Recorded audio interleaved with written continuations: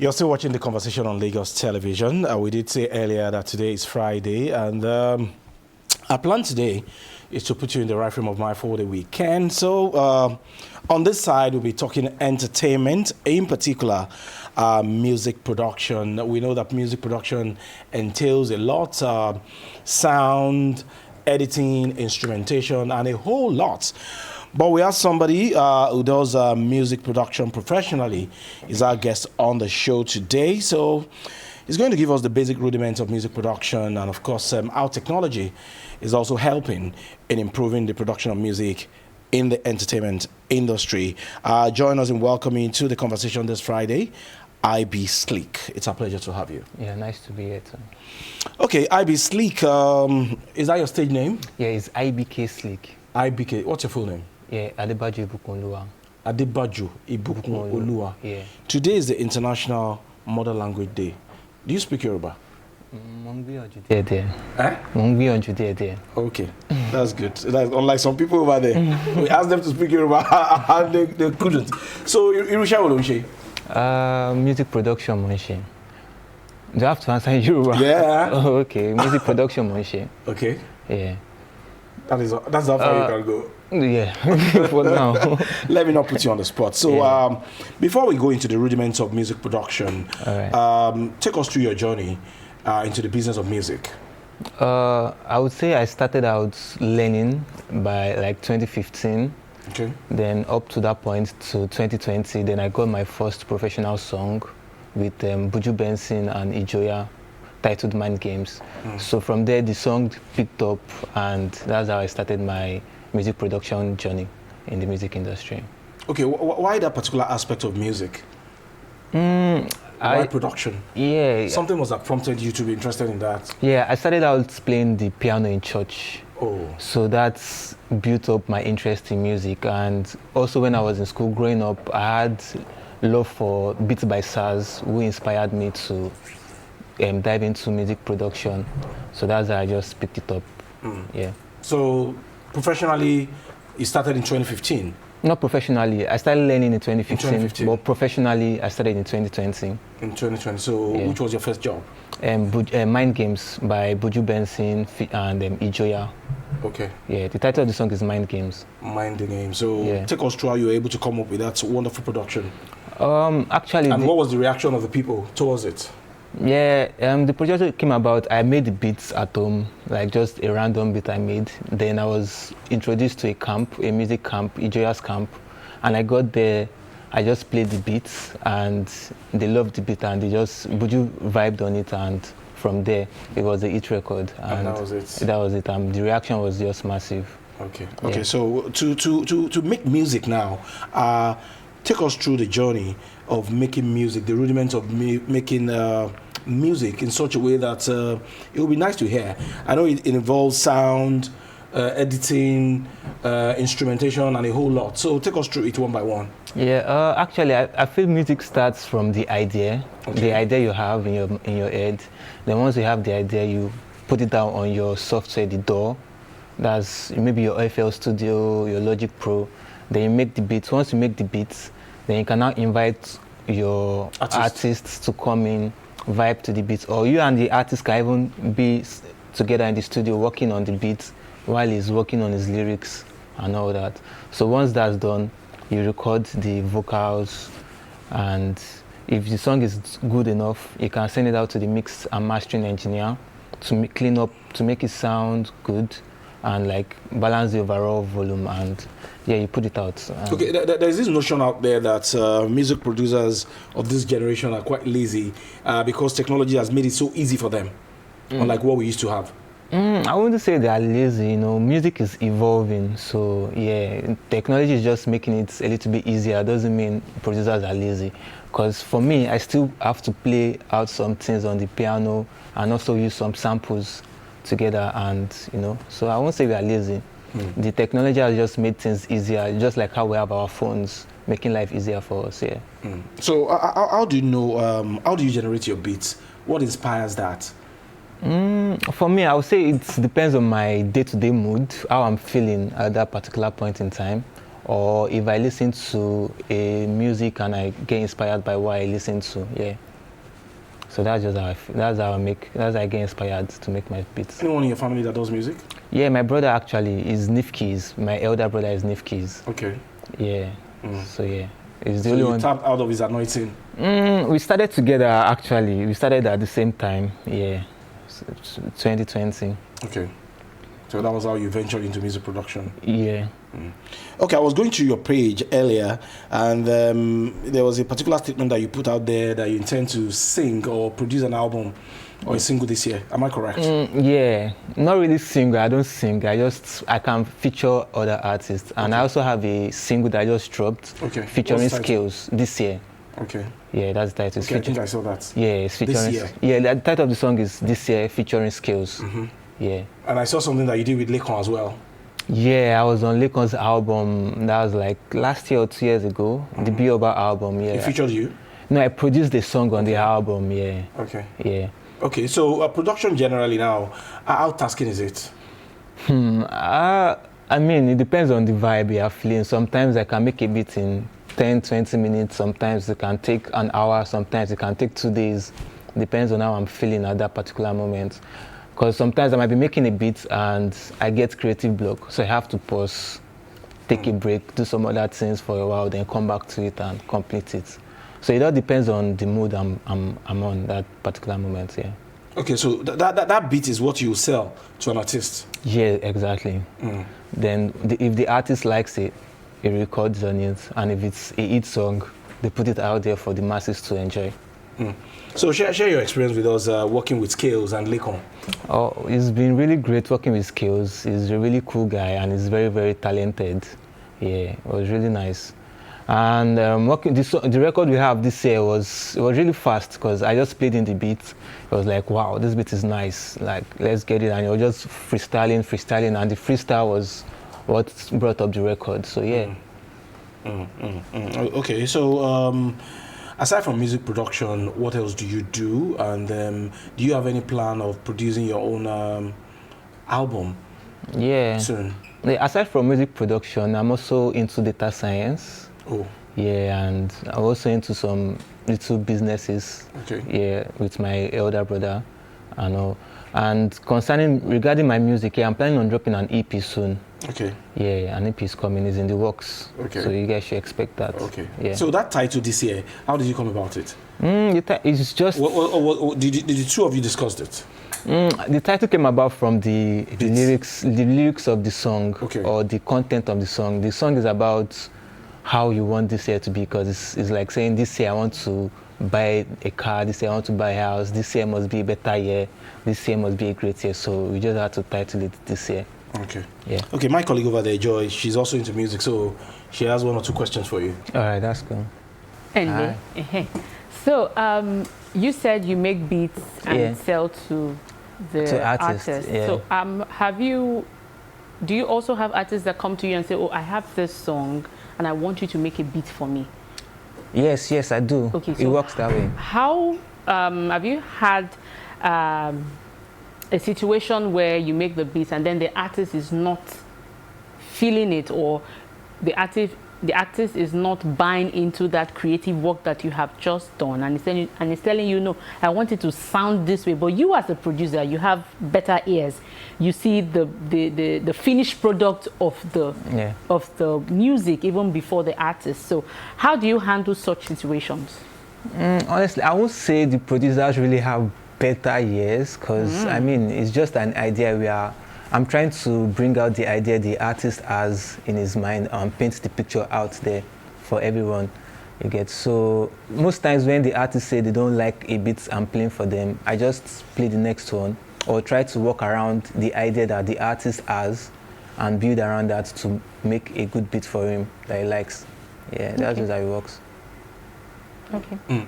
Okay, so what if you produce a particular beat now and you feel that it is good, and then the artist, like Joy said, is insisting that, okay, I do not want this particular beat. How do you handle such professionally? Honestly, for me, I just keep calm and I ask the artist for direction on how he wants the beat to go. Because at the end of the day, the artist has his own picture he's trying to paint out. I have my picture I'm trying to paint out. So we need to find a way to balance it out to create something nice, a hit song. that he likes. So yeah, I just asked him for directions. Do you want me to put this element? What elements do you want me to add? What type of drums do you want? What genre of music are you trying to make? You get, so with all those together, we can find the balance to create something nice. Okay, looking at the business of music production in Nigeria, would you say we are there yet? What are the challenges and what are the things that we need to do to make the industry better? And do you have mentors that those who are big producers in Nigeria that you look up to?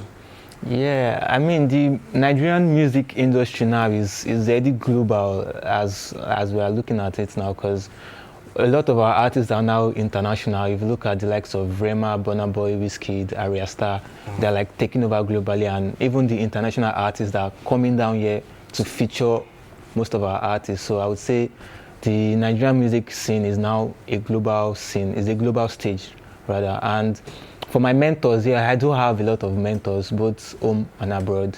Like I said, SARS inspired me to start music production, and the likes of Don Jazzy too. Okay. Yeah, and for the foreign guys, I would say Metro Boomin too. I was inspired by Metro Boomin, Timbaland, Kanye West, and so on. Yeah, to produce music. Yeah. Would you say that production of music is spiritual? Because sometimes I've listened to people saying that they might just be sleeping or eating, and something will come up, an idea will come up, and quickly they will leave whatever they are doing, and they'll go put the sound or the music somewhere they are not going to forget it. Yeah, actually, music is very spiritual, like, honestly. And once you have an idea, you have to just quickly put it down. If not, once that idea goes, it's gone for life. I don't know if you understand what I'm trying to say. It's like, even it goes the same with the artist too. If they have a vibe now, like a melody now, if they don't record it or put it down, they find it hard to remember the melody. So it goes both ways for music production. Once you have an idea, you have to quickly go and put it down. If not, it's gone. The angels will... And you may never get it again. Yeah, the angels will take it away. The angels will take it away from you. You get? So yeah, it's a spiritual thing. Yeah, I would say. Joy. Yes, I want to go back to the business part now. All right. You make beats and you sell your beats, right? Yeah, I do. So I want to understand, once you sell the beat, does it mean that you cannot take credit for that beat? Or is there an agreement between you and the artist for you to also own the beat and let it be known that it was your creation, even though the artist has paid for the beat? Yeah, once you sell a beat and it's in a record, they use it to create a record. Yeah, there's always an agreement between the artist and the producer. So you can get your advance, that's the money they'll pay for the beats. Then you can get your royalties and you get your publishing. Okay. So you guys have to find a way There's to an agreement. come to an agreement and sign before the song comes out. So you don't have any issues that they rip you like Portable. Because, because currently, or right now in our society, we find issues, surrounding these kind of things in the music industry, where the producers and the artists, they are dragging themselves on social media and all that. So what are some mistakes that new producers are making that you have seen and you have tried to avoid falling into such kinds of situations? I would say before you drop out a song, try to get a good contract and give it to a good lawyer to review it for you. You get to make sure all the details are correct and favorable for you. So you get and the right publishing amount, the right royalties amount, and whatever advance you are trying to get from the music you are making. Yeah.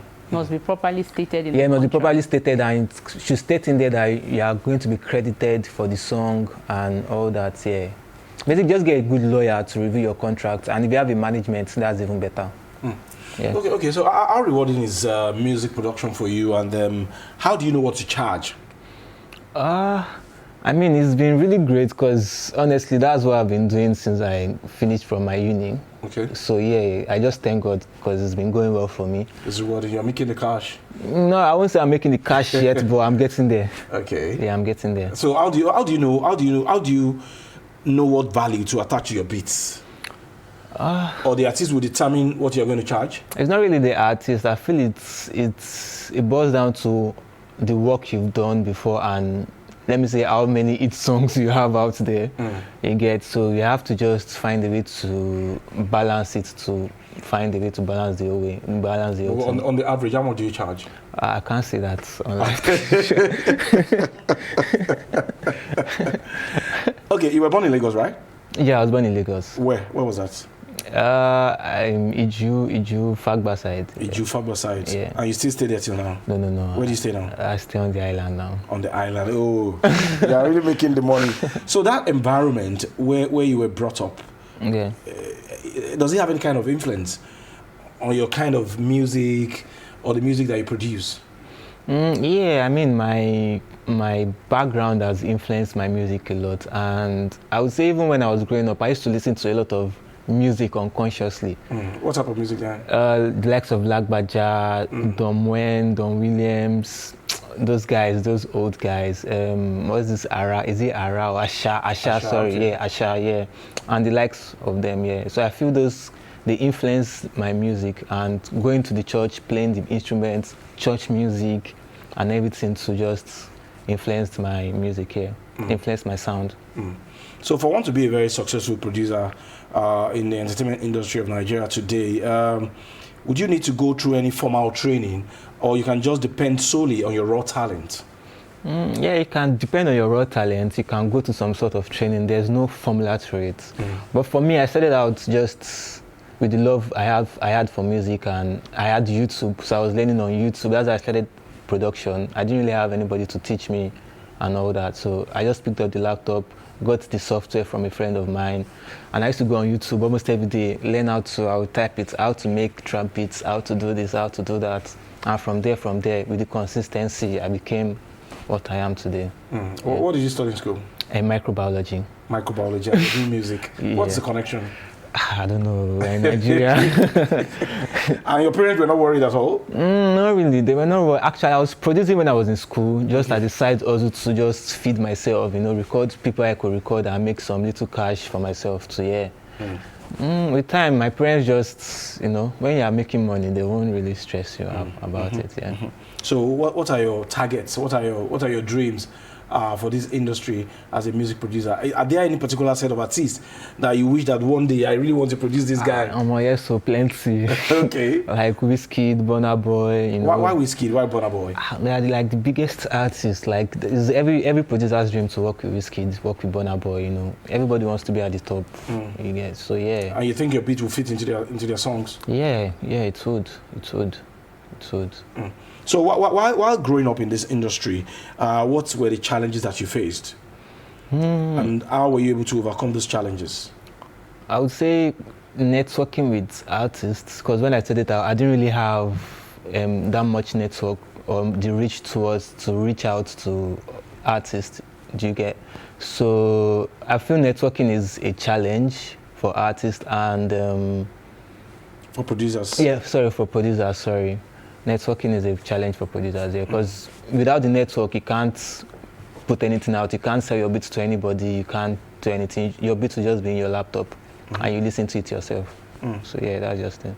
So how much of impact have you enjoyed from the use of technology to reach out to a large audience? Yeah, a lot, because right now social media now is helping a lot, because you can literally post your beat online and an artist from somewhere will just reach out to you that, oh, I love these beats, let's work, come to my studio, let's do something. So I feel technology, social media and all is really helping a lot. Yeah. It's also helping when it comes to production of music? Yeah, it is. Because there are new technologies out there that they used to produce music, like your FL, Ableton, Logic, and all that. And when you say FL, I wouldn't know. It's like because I'm not a producer. It's like the softwares used to produce the music. Yeah, the softwares. I don't know how to explain it to you. Okay. So, what are your future plans for the music industry? Just keep working consistent, keep being consistent on what I'm doing, and hopefully I make it to the top. Yeah. So, looking at the music industry now, what do you think governments and corporate bodies can do to help the industry better than what it is today? Because we have seen a lot of producers and, of course, artists being ripped off. Yeah, maybe they just set like a law to regulate the whole, maybe the royalties and this publishing and all that. That oh, this is what the artist, this is what the producer should get on a record, like a standard, not like it's just based on vibes. Like today you can have 2%, tomorrow you can have 5%. You get, so there should be like a standard, and they make it compulsory that you have to give this to the producer. Yeah, I feel. So what's the current job you're working on presently? I'm currently working on my EP. This year, this year the song I just dropped, Skills, is going to be on it. So I'm trying to wrap up the other songs, and hopefully I can put it out before the year runs out. Okay, are you planning to also feature some other artists? Yeah, a lot of features on it, and I'm featuring a lot of producers too on it. It's more of a collaborative project here for me. Okay, so how soon should we expect that? Very soon. Very soon, very Yeah, soon. very So soon. give us your own description of Lagos. What is Lagos for you? Lagos is my home. I've lived in Lagos all my life, even though I schooled in Ogun State. Okay. Yeah, I schooled in OU, Olabisi Onabanjo University. So yeah, but I've been in Lagos all my life. Like my parents live in Lagos, everybody, my family in Lagos. So yeah, Lagos is my home. What is it that we have in Lagos that is not in Ogun? Where you schooled? Lagos is the center of music. Let me put it that way. Like if you are to do music, you have to just be in Lagos. Even people from Abuja, they have to come down to Lagos to push their music. So Lagos is like the hub. It's like the center Of entertainment. Yeah, it's like the center of entertainment here in Nigeria. So what were those experiences that you have had while growing up in Lagos that you would never forget? The good side and the bad side. Because oftentimes when people come into Lagos, they tell them you have to open your eyes, you have to be smart, you have to be sharp. Yeah, so I've been robbed in Oshodi before. They picked my Day or pocket. night? During the day, I just came back from school, you know, when you drop at the bus stop from all those travel buses, and they picked up my wallet from inside my bag and a lot of things. Yeah, I've been robbed in Lagos. And I also had the opportunity to work with big artists too in Lagos, because this is where I literally blow up, or I'm blowing up gradually. Yeah, so yeah, it's been a bittersweet experience, but more of a sweet one for me. Okay. Yeah. So for those who are looking up to you right now and are interested in becoming music producers, what advice would you give to them?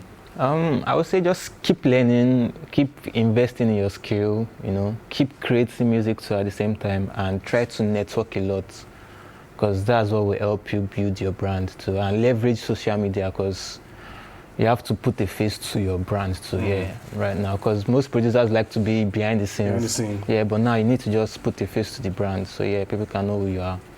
So what is that uniqueness, or how should I put it?